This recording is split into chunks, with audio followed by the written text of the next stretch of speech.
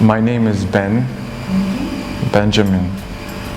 Touitou, but I have two middle names, which is Abba, which means father.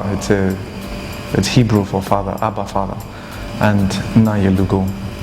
Nollywood is Igbo, because my mom is actually Igbo. I'm biracial. My dad was from Israel.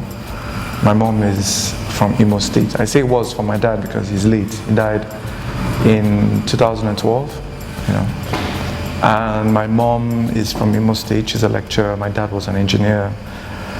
I have a younger sister.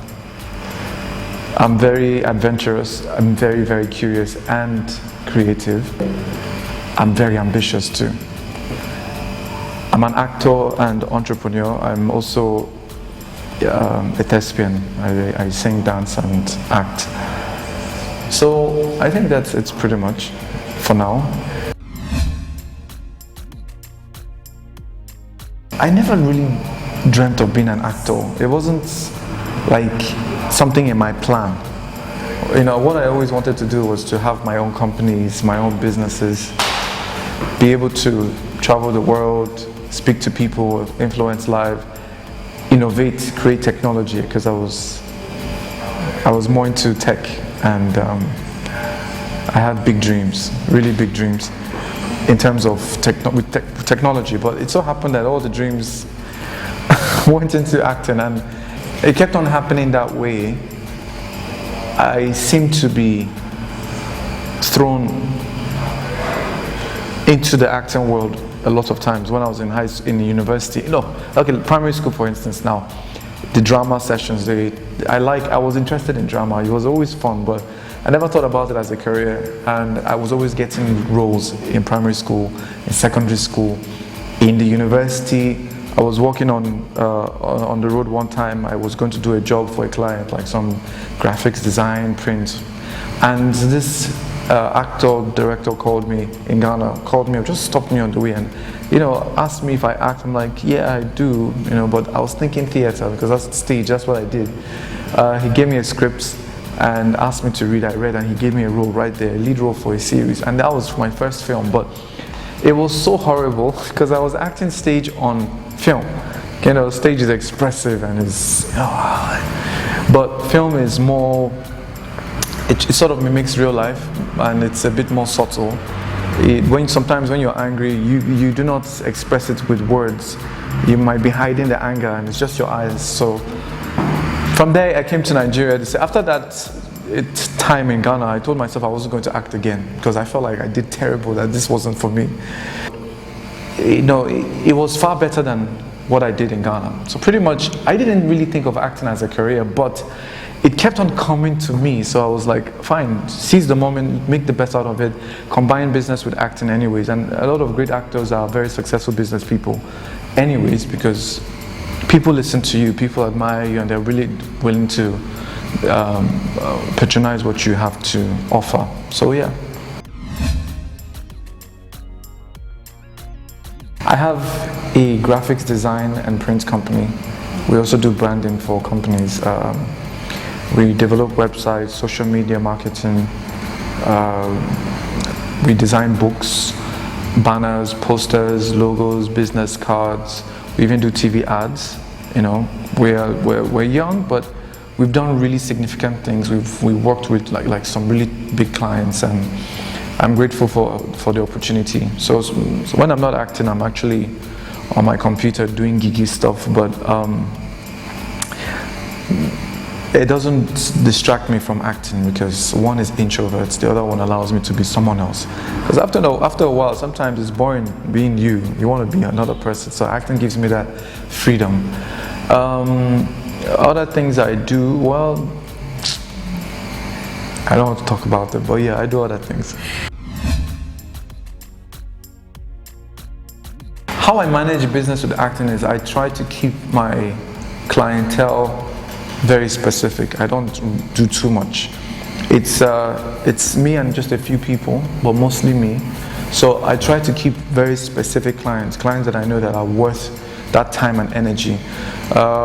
It all boils down to money at the end of the day. So if my client is, the few I have, I try and make sure that I service them properly and give them the best, so it doesn't crowd me. And what I do is that if it's too much, I outsource it. I have a lot of friends who are also into the same thing, and the other businesses don't really affect me because they're mostly businesses that involve meetings and linking people together, networking and all that. So it doesn't really affect me much. If eventually a deal pulls through, I get my own share. So it doesn't really affect it. But acting for me right now is priority.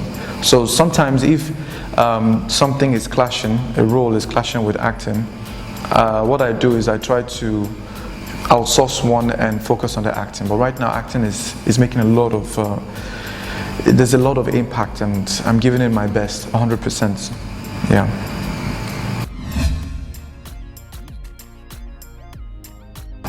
How and when? Officially in Nigeria, it was 2012. That's when I met Mrs. Uduakugwam, and then I met Mrs. Ememi Song through the audition. It was through my agent. He has a direct link with Uduak, so I went for an audition and I got my first lead role in Lagos Cougars like that. So yeah.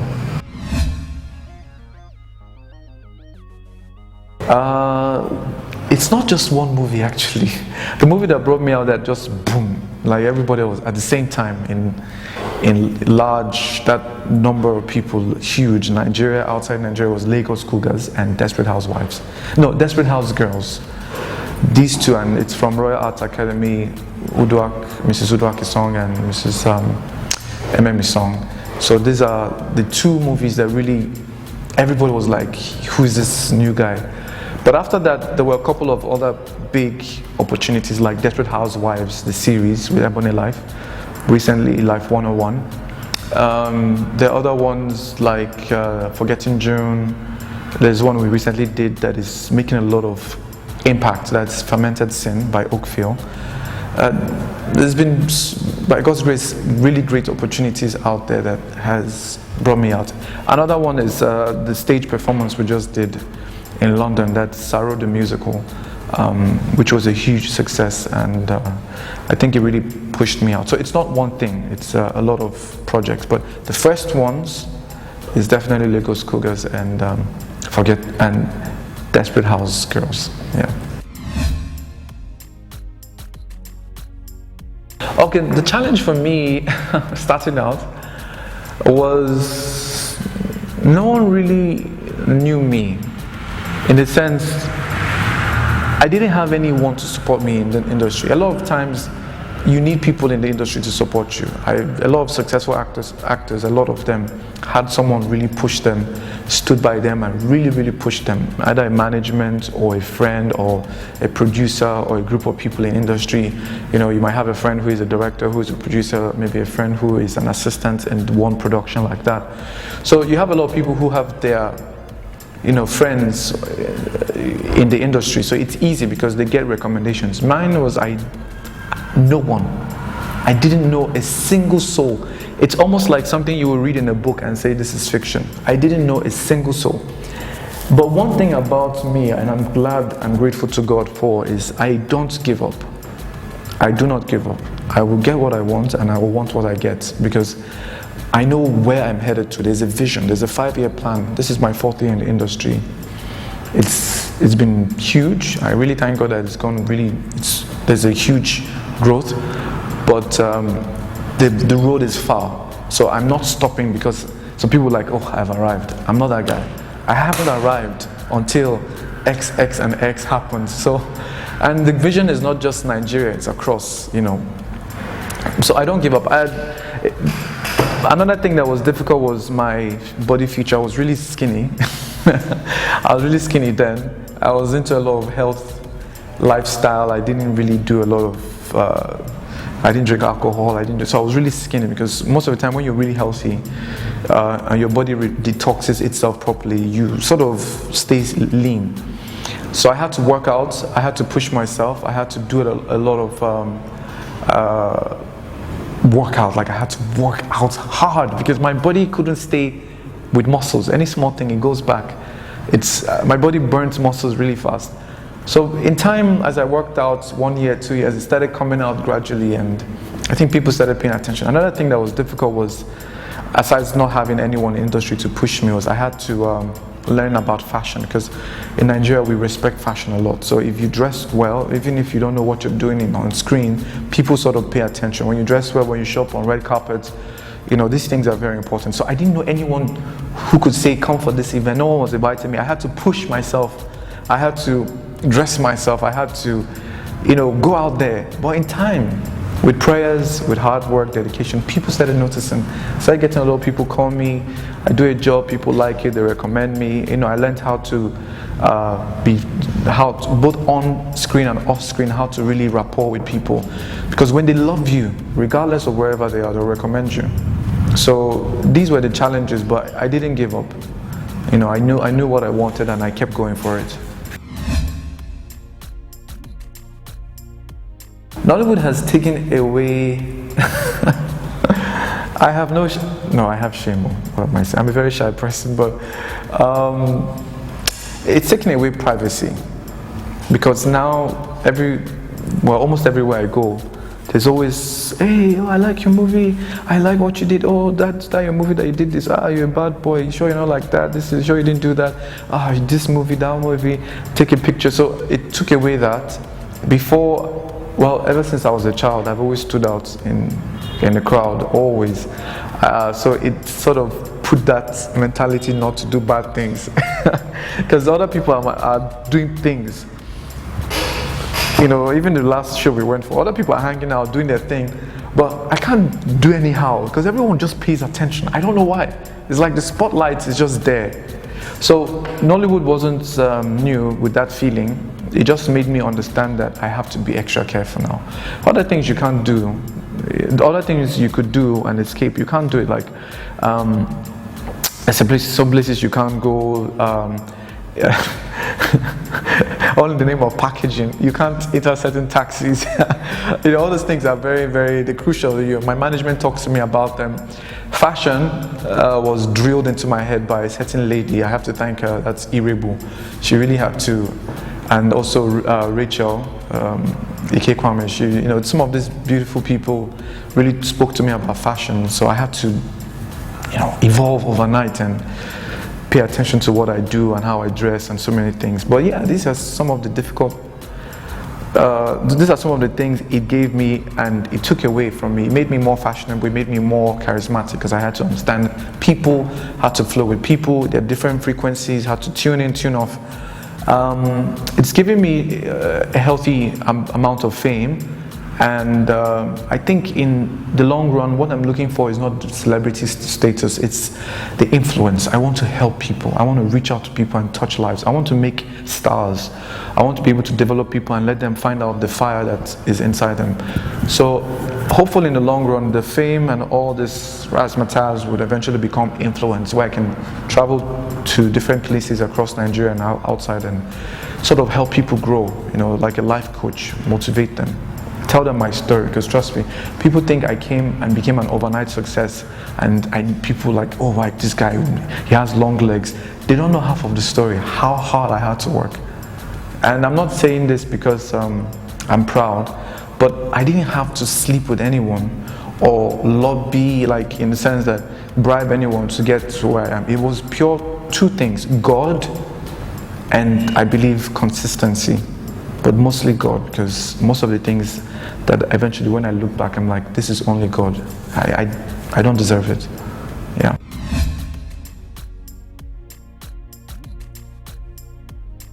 There's tribalism if you let it affect you.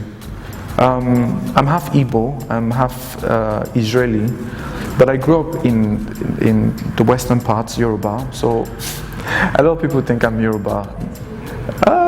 Motibo, small, you know. But yeah, I speak Yoruba here and there. The language I really want to learn is Hausa though. Yeah, but if you let tribalism affect you, it will. Most of the time when people ask me, where are you from in Nigeria? I tell them I'm Nigerian.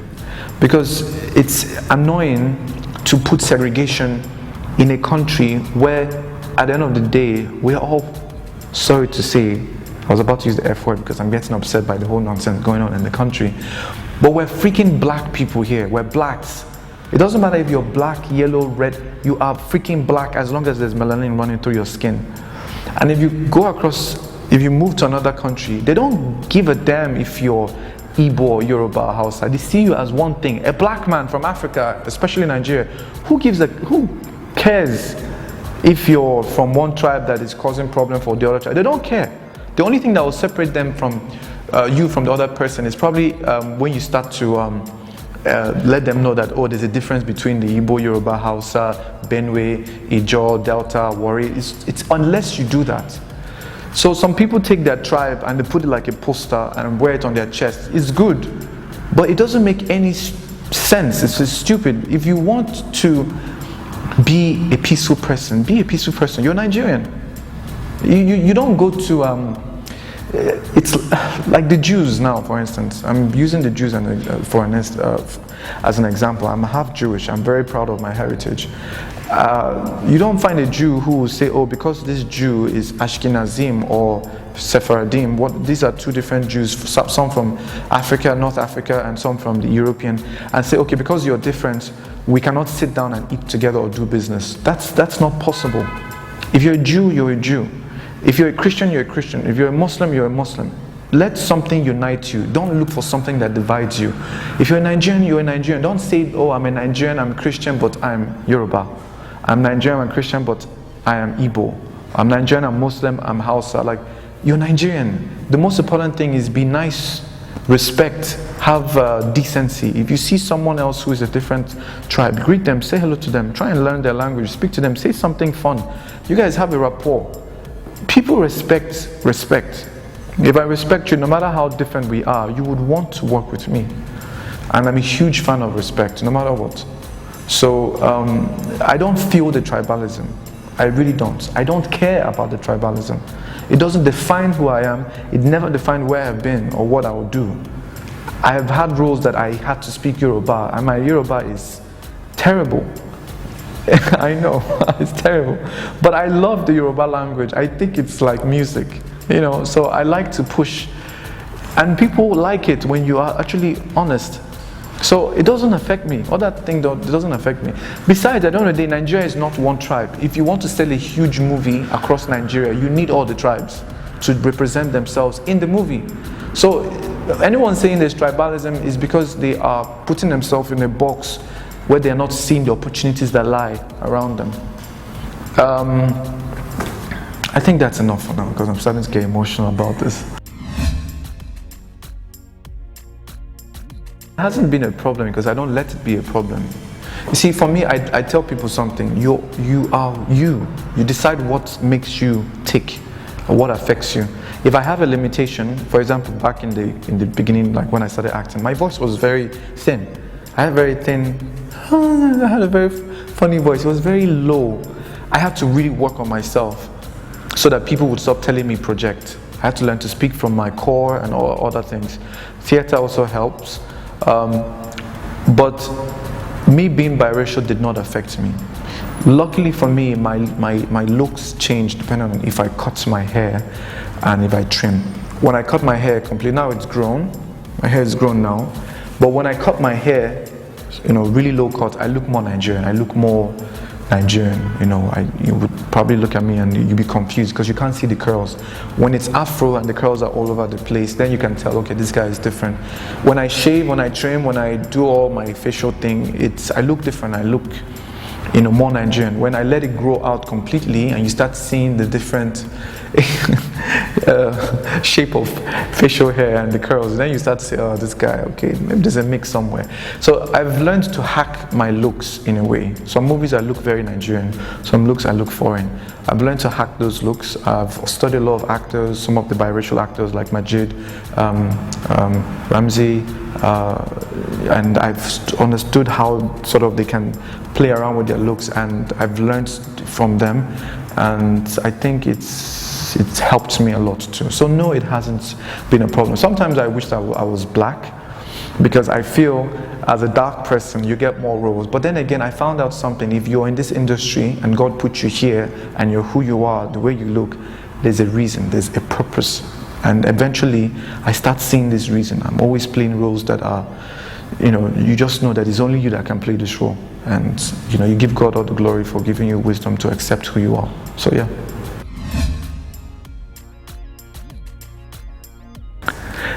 I don't think it limits, I think it protects. Because I can't go and do a movie where I'm showing my prick and I'm having sex and I'm nude. It doesn't make sense. Number one, you should understand that we don't have a solid PG. They're trying their best, but it's not strong where we can really protect our children from contents that are too explicit. YouTube, any child can go there and say they're 18. You understand? You can fake a lot of IDs and use them. Movies now, once they go on Iroko, a child who has access, who is half as smart, which of course they are very smart these days, can go on Netflix, on Iroko, and watch any movies they want. So if we don't let our culture help guide our contents, then we are no different from the Western world, and that is the problem. We're trying so hard to be like them. We should rather take what we have, our Western story, our African story, our African lives, our African principle, and portray it to them so they see that there's a difference between us and them. If I'm going to start, even if Nigeria here, let's be honest, there are prostitutes, there are all kinds of things out here, homosexual, but because of our culture, people do it with respect. God forbid the day it becomes a generally accepted thing. Even if a couple are having sex and they live in a small room, they do it with a lot of decency because they don't want people to know their business. It's the culture sort of puts this thing in us that, sex is a sacred thing. Your body part is sacred. So in movies, I think it's a good thing. It doesn't let us overdo it. Even if we're going to do it tastefully. Do it in such a way that it's not too raunchy and you don't cringe inside. But I don't think it's limited us. I think it's helped guide us and not let us overdo it. Yeah.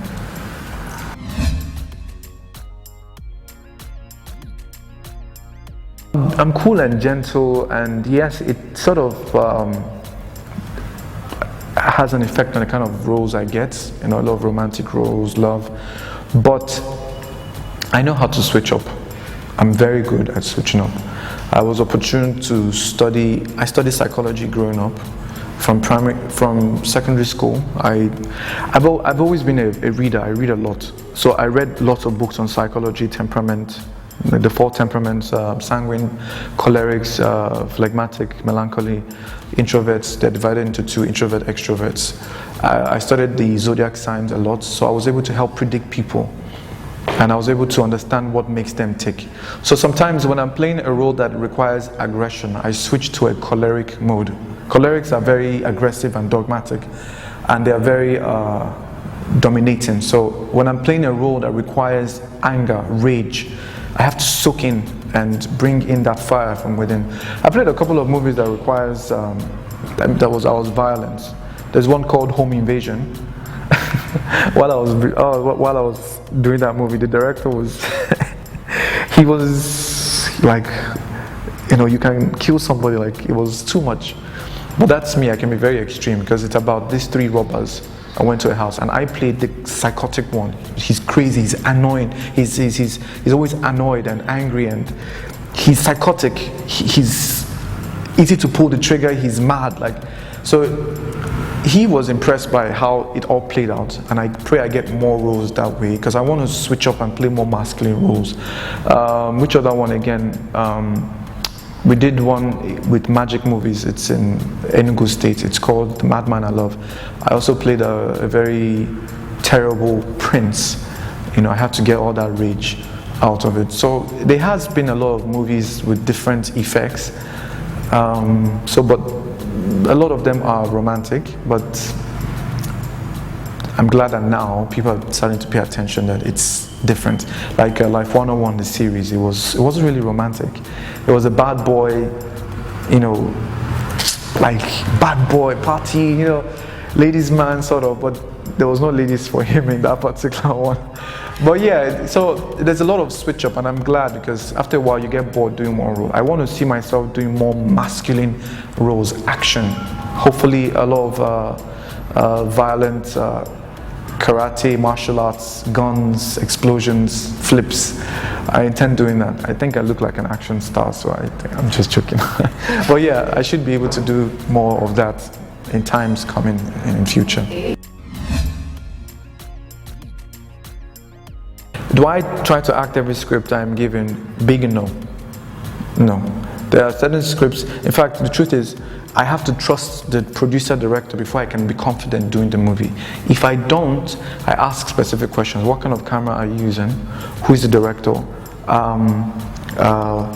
Who, you know, I check out the sound engineer, the editors. I ask very specific questions that will guarantee that the quality of the movie stays good, because for me quality is important. I'm not about doing 40 movies a year or 20 movies a year. If sometimes, like last year, I did over 10 movies a year.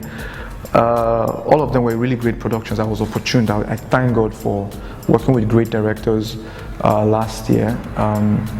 But you know, I have to be careful, because over my career, throughout my career, I've done a couple of movies I didn't like. I won't mention them, like 2 or 3. I'm like, no, I can't do this. So now I'm very, very careful not to just do any movie. I ask specific questions. And then the script. If I'm not comfortable with a character, I will not do it. I have to really, I have to be burning with excitement to do it. That's where I can tap into that creative zen mode and pick out amazing things from. No, not every movie that I am given, or a script that I'm given, that I play.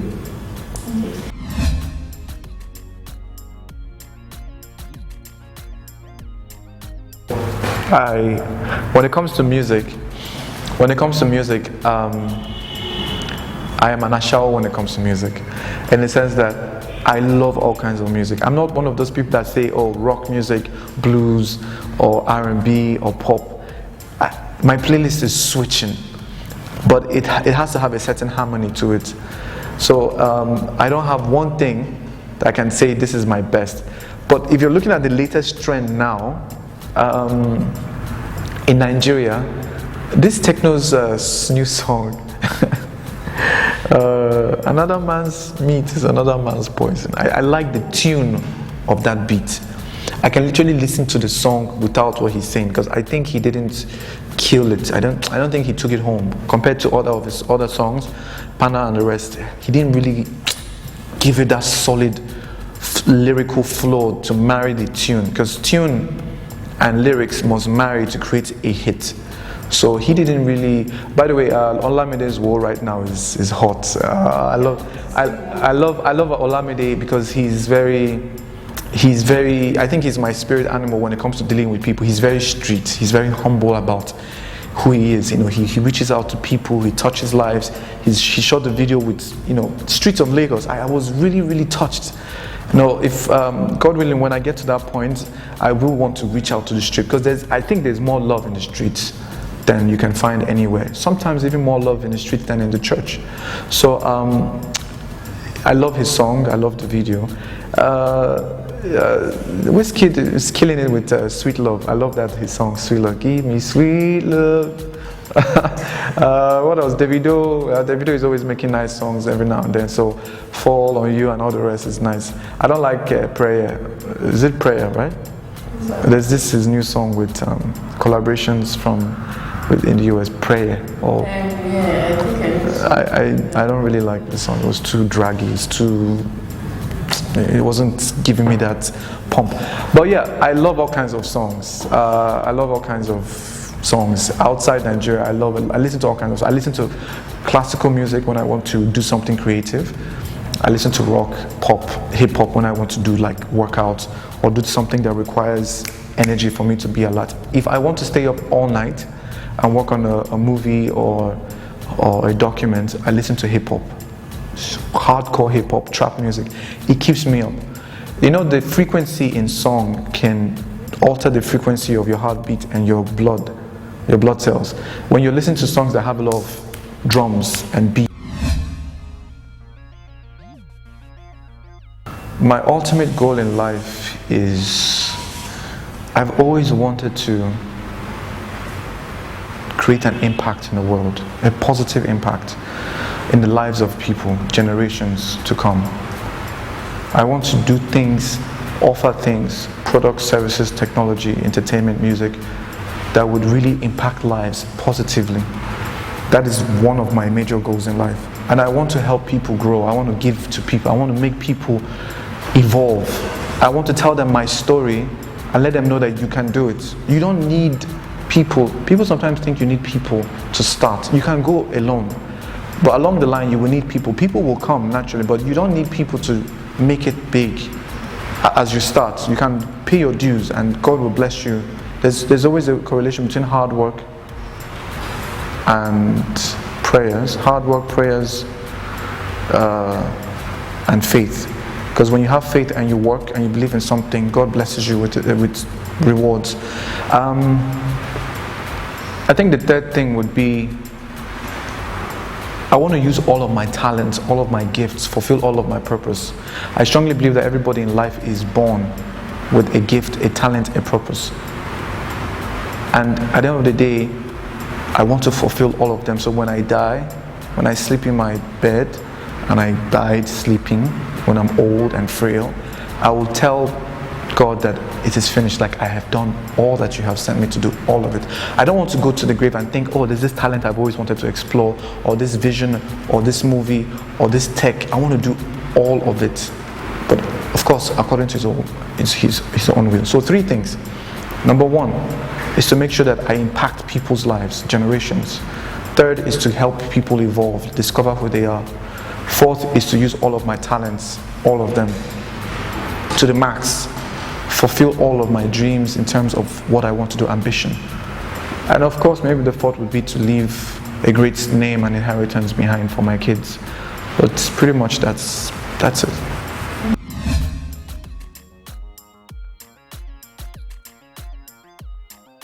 It depends. It depends really. What do you call fake? If I take, I don't know, if I flaunt things that are not mine on social media, it's fake. But if I try to make the best of what I have, I don't think it's fake. What we call packaging in Nigeria simply means positioning yourself in a way that requires you to be perceived in a certain way in order to elevate your value. I'm not really good at packaging. What you see is what you get for me. But I don't think packaging is fake. You know, if you dress well, look good, smell good, and people look at you like, oh, this guy is this and that, it's fine. You know, when they price you high. I don't think there's anything wrong in dressing well and looking well, but there are fake lives, people who pose and things that are not theirs, and they are proud about it. You know, there are those who are honest that, oh, well, this is nice, and they take a picture with it or they use it, but they're humble about, like, you know that it's not theirs, but they make it look fun. Imagine if I was to go to, let's say I see one of the latest Beamer, Bentley, and I take a picture with it and I make a video like, oh, man, see my new ride. Don't worry, God will provide me with this, or something like that. People will like relate with it because everyone has something they want that they don't have yet that they aspire for. But if you go and be proud about it and show off and everyone believes you to be this person and then something happens, and there's something I've noticed in life, there's no amount of fakeness you will have, you'll be exposed eventually. Always. So why do you try to be fake when eventually you'll be exposed? I think just make the best out of what you have. Package if you have to package. Look nice, dress well, and I think you will grow eventually. You will be able to afford all that you want. I'll try. So this is a song I wrote many years ago. It's puppy love. I was in love with a girl. I'm married now, and I wrote this song as a testament of my love for her, puppy love, you know. But this is how it goes. You guys don't laugh. If you were a bird, I'll never let you fly. If you were a song, I'll sing you every day. And in the night, I'll hum you sleeping. You are my light when darkness surrounds me. Daniela, you are my light, you are my light. You are the rose I see, never de-petaled, and now I know that you are the one. I'll go to the bridge. Every day, every night, you are the one I think of. Without you, my life is without my senses back to me. I cannot go on and I cannot feel. Without you in my life, it's like a deja vu.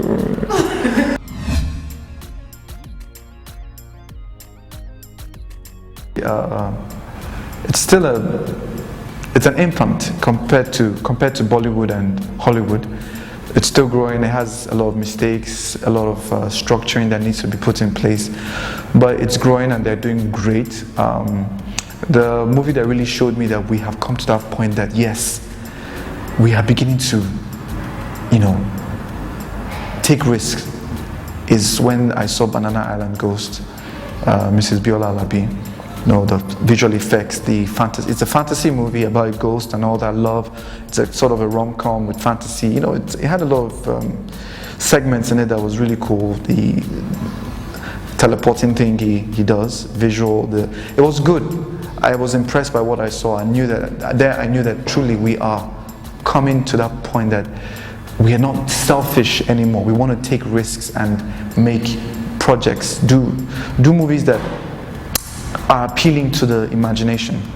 And then there's Mr. Ni Akimolaya that's also doing animations for kids, and I'm impressed by what I see. So we are growing and we're getting there, and we have a long way to go, but we are definitely growing.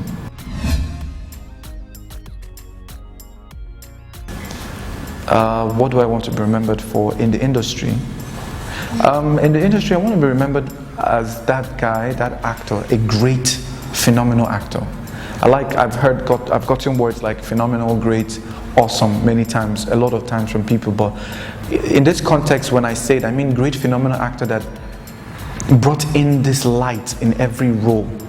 Every time he does something, no matter how different or world apart the roles are, he always brought out this uniqueness in them that could only be me, Ben Lugo Touitou.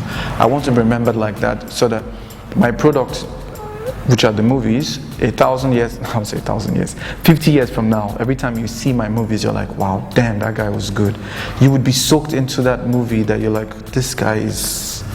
You wouldn't be able to separate real life from the movie, and yet you're entertained. That's really what I want to be remembered for. Hello everyone, my name is Ben Lugo Touitou and you are watching Broadway TV. Don't touch that dial.